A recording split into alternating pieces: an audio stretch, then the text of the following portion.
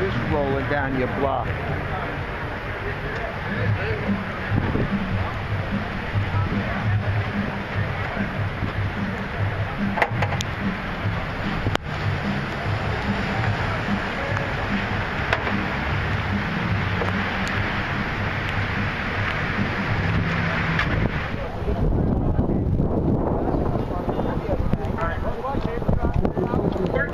In the rain, we're on ball. Oh, no, it's Archie.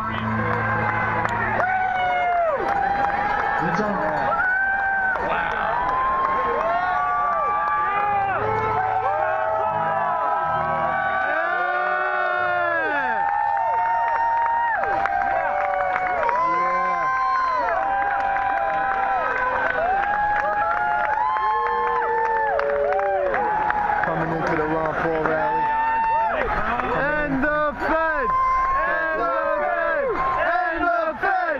And the Fed! And the Fed! And the Fed! And the Fed! And the Fed! And the Fed! Yeah! Woo!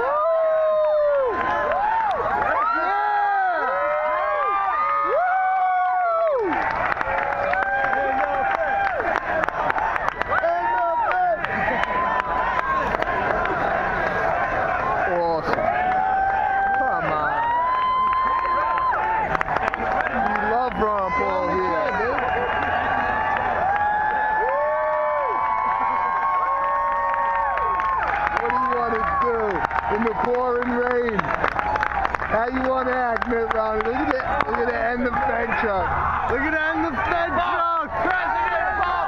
President Paul! President Paul! President Paul! President Paul! President Paul! President Paul!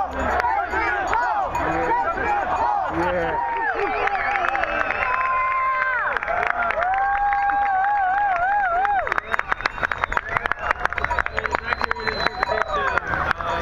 Ladies and gentlemen, give it up for Adam Kokesh and Veterans for Ron Paul. I think I hit record. Yeah, that's what you're gonna do. Okay. Endless war, and it's no coincidence that the century of endless war coincided with the century of Right on. Thank you. And that's what we, as veterans of Ron Paul, are compelled about. To want to end the Fed, to make sure that we end that leech on the American economy, not just to restore the American economy, but to stop this endless warfare that we've got as a result. We won't get, the United States won't get rich printing money. What's that? The United States won't get rich printing money. No, that's not true. We don't get rich printing money. We get the bankers rich and we get the people poor. The Federal Reserve's money tree, it won't make us wealthy. I don't think you can spend your way or print your way into prosperity, and if anything, the last 100 years have been a perfect example of that. Is the printed money, is that why everything keeps going up and up in price? Absolutely. Well, that's why the value of the dollar keeps going down and down relative to the price of commodities. That's why the price of gas is going up. And we can expect, as a delayed effect, prices of all sorts of other goods and services to go up as the value of the dollar relative to those commodities continues to decline, because supply and demand applies to the medium of exchange as well as anything else. So the more dollars there are, the less they're valued. So the dollar, is that real money? Absolutely not. Well, what is real money if the U.S. dollar isn't real money? Oh, he's going to break it out. Oh. He's doing it wrong. Federal Reserve. Yeah. So you're saying silver is real money? I don't think it would be complete if we didn't Compare it. have a ritualistic destruction of a Federal Reserve note. Yeah. I don't know if we can burn it in there. Real money, fake money.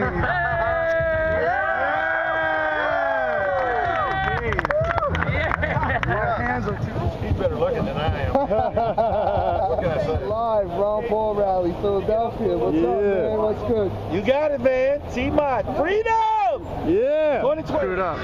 Make sure you...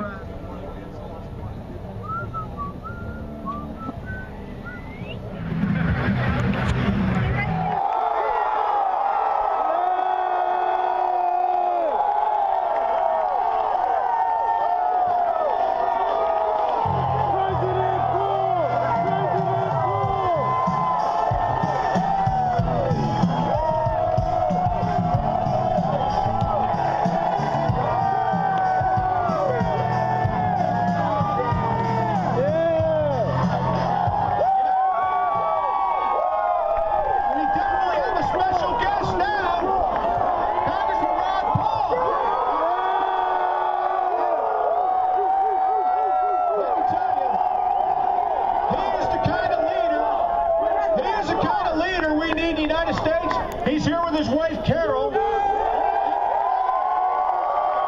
I wanted to tell you is, Carol, actually, I was reading his Wikipedia page. Carol, when she was 16, asked Dr. Paul to bring her to her 16th birthday.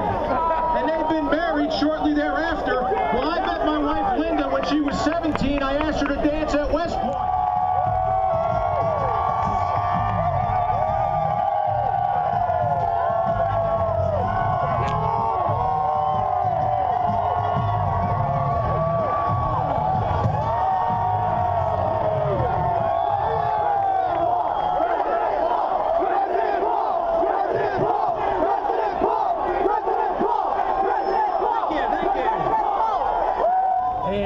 Umbrellas down! Weather, but wonderful. This is a real opportunity to restate our convictions and our beliefs, because we are in a serious mess. We are going to do something about it. We're in the middle of a campaign that is going to prove a whole lot that our campaign not only is alive and well, but this country is going to be changed.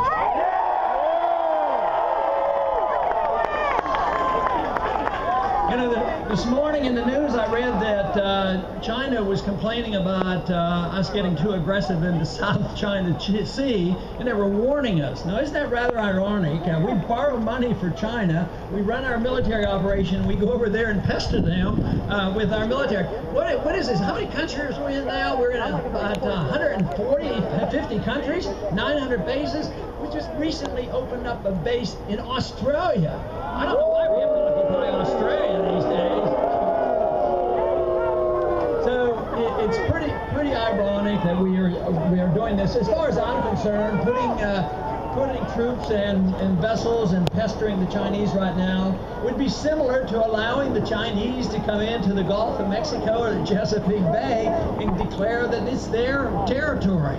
So it's about time we change our foreign policy, because it is such an important issue. It contributes to the war and the killing and the finances. So it is now time to bring the troops home.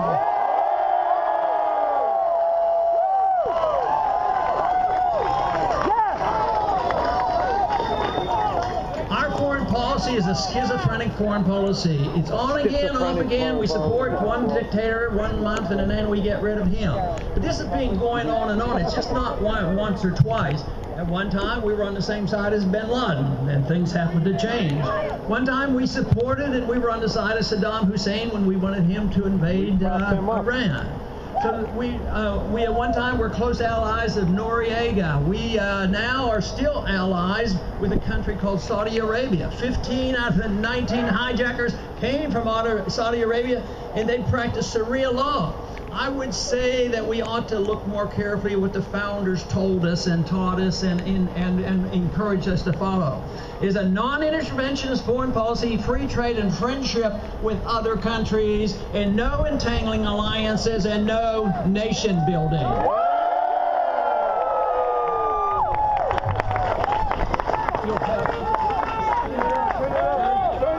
has to be turned over there.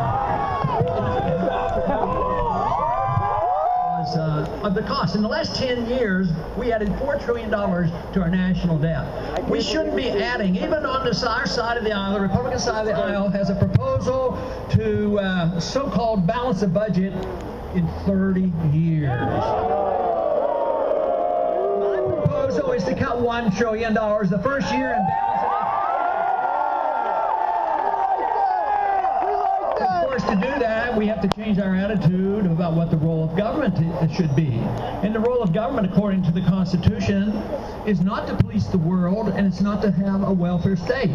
It's designed to have the national government have very limited powers to protect liberty and provide for strong national defense. And that's it happen is when we come down financially, and we have been seen as a boom globally around the world, there's going to be a lot of piling on. That is why it's crucial that we change the direction of the country, change the attitude about how we operate around the world, and under those circumstances we would be seen quite differently. But if we have the bankruptcy which is impending, we have major problems. That is why the revolution in this campaign is so crucial, to change the direction of the country and look to our traditions of where we are, defend the free market property rights and a non-interventionist foreign policy.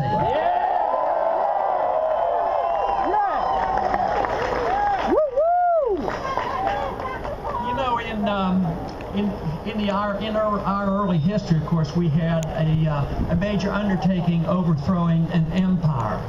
And in some ways, that is what we're doing now. I believe we have an empire, and we have a constant increase in the tyrannical actions of Washington, D.C. Yeah. It was somewhat similar before, when the British were the tyrants, and they had the empire, and we wanted our independence. Today, though, it's a bit different, because we don't want separation. What we want is to get rid of the people who believe it's their role and their responsibility to run our lives, to police the world, to run a monetary system which is corrupt. So this is what we have to change, and this is what this revolution is all about.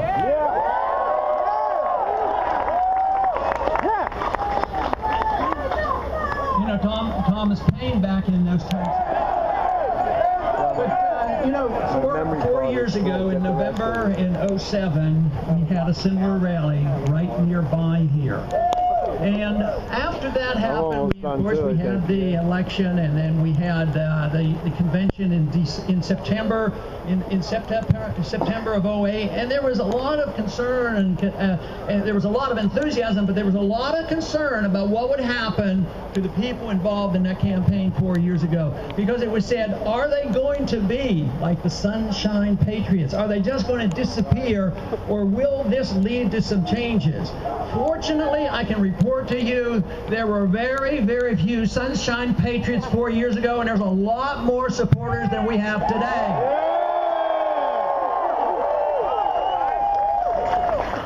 We love you, Ron Paul, so much. The preliminary efforts were intellectual prior to '07, but the campaign that happened between '07 and '08 was, I think, the first leg, the first episode of what the revolution was all about, and it made a mark, and it didn't go away. Matter of fact, people stayed, and then the Campaign for Liberty was organized, and for the last 4 years, that has grown and infiltrated. There's been political action and economic activity going on, and educational opportunities going on. People come to my office now, and sometimes I look at them, they're rather young, and I say, when they want to talk about the Fed, they've been studying about the Federal Reserve and why we have to get rid of the Federal Reserve, and I'll say, how old are you? And he says, oh, 14.